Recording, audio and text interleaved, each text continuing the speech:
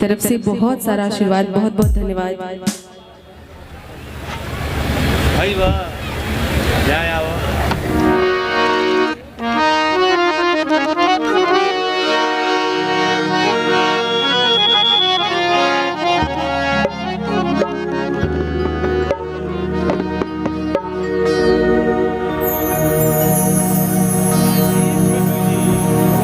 और आइए, एक बड़ा भोजपुरी प्यारा भजन है, स्पेशली मैंने यहाँ के लिए बाबा के चरणों में समर्पित करने के लिए मैं ये भजन आप सभी के बीच प्रस्तुत कर रही हूँ और लेके आई। और मैं भोजपुर की धरती पे हूँ। ये बड़ा प्यारा क्षेत्र है, बड़ी प्यारी धरती है बिहार की। अगर बात करें भाषाओं की तो सारी भाषाएं बड़ी सुंदर है, लेकिन अगर भोजपुरी की बात करें तो मुझे लगता है कि इतनी मीठी बोली, इतनी प्यारी बोली शायद ही कोई और हो।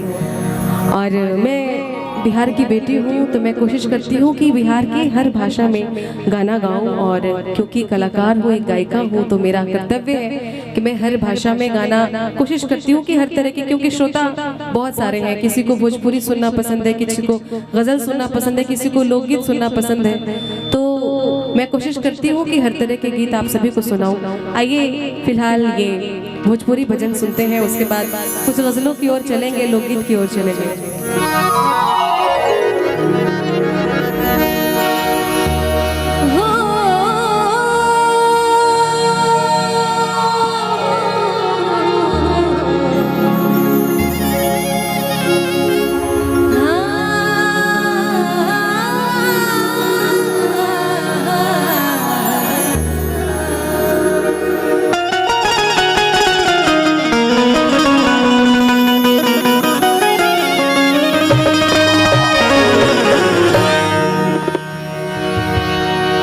करके बदरसन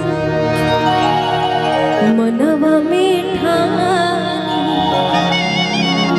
अधूरी नगरिया से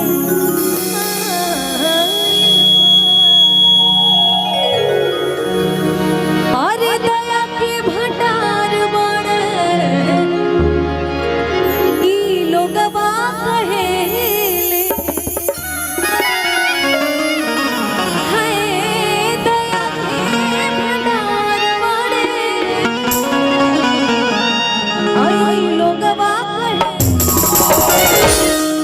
जिंदा सा बाबा, जिंदा सा बाबा, जिंदा सा बाबा, दुखियन के दुख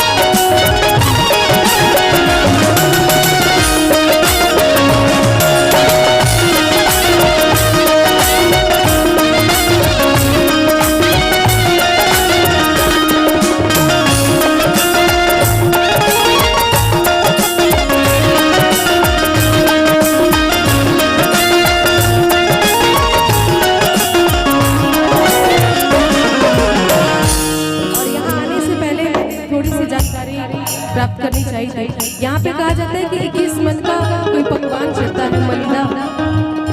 मलिदा चढ़ता है। और बड़ा आश्चर्यजनक बात है कि मैं इस पकवान का नाम पहली बार सुन रही हूँ और आशा करती हूँ कि शायद मुझे भी ये प्रसाद मिल जाए।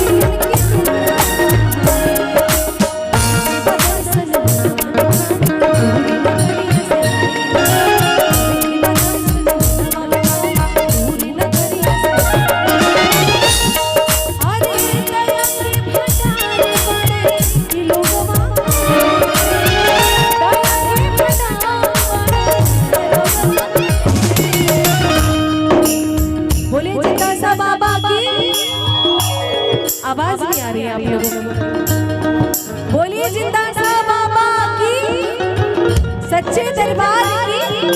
अच्छा, प्रसाद सबने खा लिया होगा, ग्रहण कर लिया होगा, सभी ने कर लिया ना, तो थोड़ी सी ताकत आनी चाहिए। एक बार फिर से बोलिए जिंदा